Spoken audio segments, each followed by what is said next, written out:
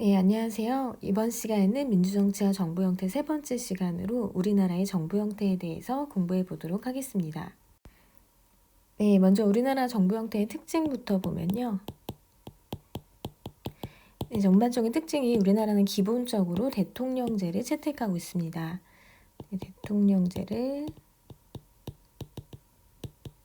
기본으로 하는데 네, 여기에 의원 내각제 요소를 일부 도입하고 있어요.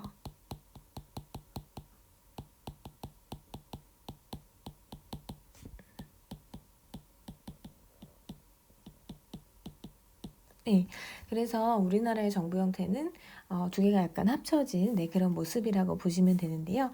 일단 우리나라가 대통령제를 실시한다는 거는 우리 헌법을 보면 알 수 있어요. 우리나라 최고법인 헌법에 이거의 근거는 헌법에 있는데 우리 헌법 66조 4항에 행정권은 대통령을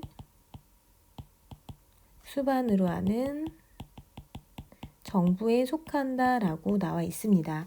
그래서 우리나라에 대통령이 있다는 것이 인정이 되는 거죠. 대통령제를 채택하고 있다라는 것을 이 조항을 보면 알 수 있습니다.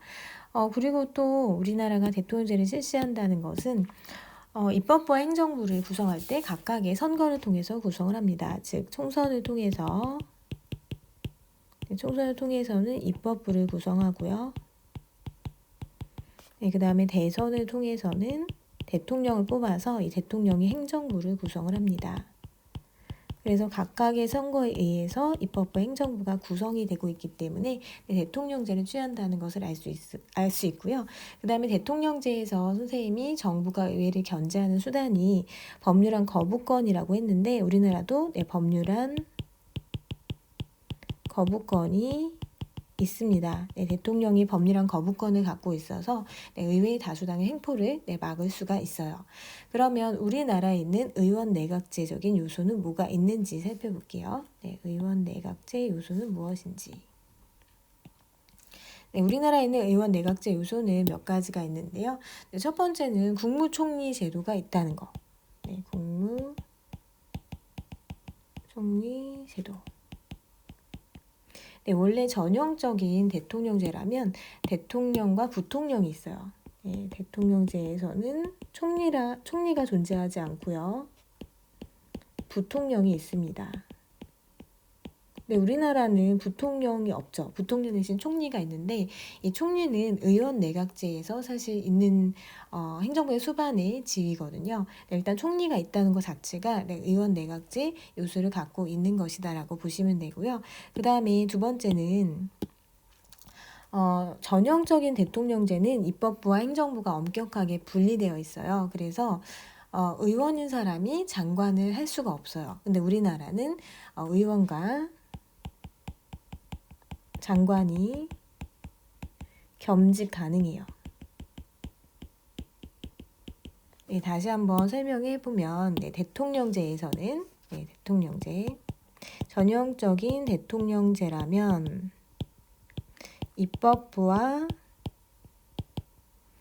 행정부가 엄격하게 분리되어 있습니다. 그래서 입법부에서 의하는 의원이 행정부의 대통령을 비롯한 장관들이 있는데요. 이 장관을 할 수가 없어요. 이 두 개를 겸직한다는 거는 불가능해요. 왜냐하면 분리되어 있기 때문에. 근데 우리나라는 국회의원을 하면서 장관을 겸직하는 것이 가능합니다. 이거는 의원 내각제에 존재하는 그런 요소인데 우리나라가 도입하고 있고요. 그 다음에 세 번째를 살펴보면 세 번째는 행정부가 법률안을 제출할 수 있습니다.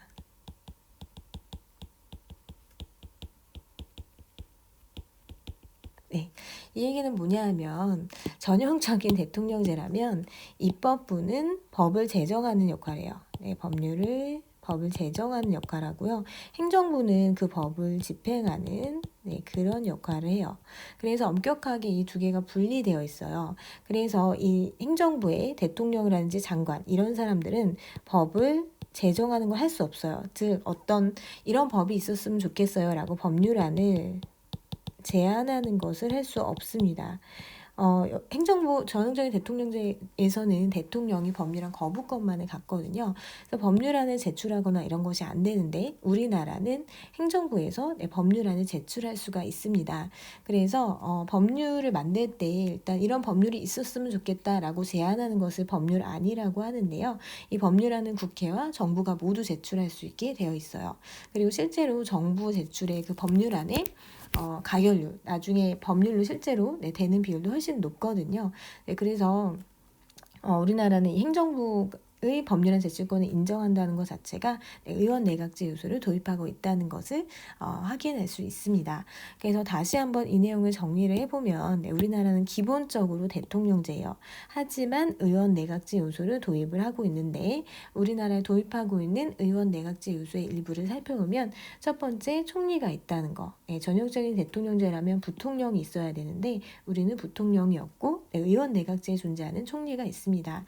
두 번째는 의원과 장관이 겸직 가능하다는 거. 전형적인 대통령제는 분리되어 있기 때문에 입법부 행정부가 의원하면서 장관하는 게 불가능해요. 하지만 우리나라는 이것이 가능하다는 거.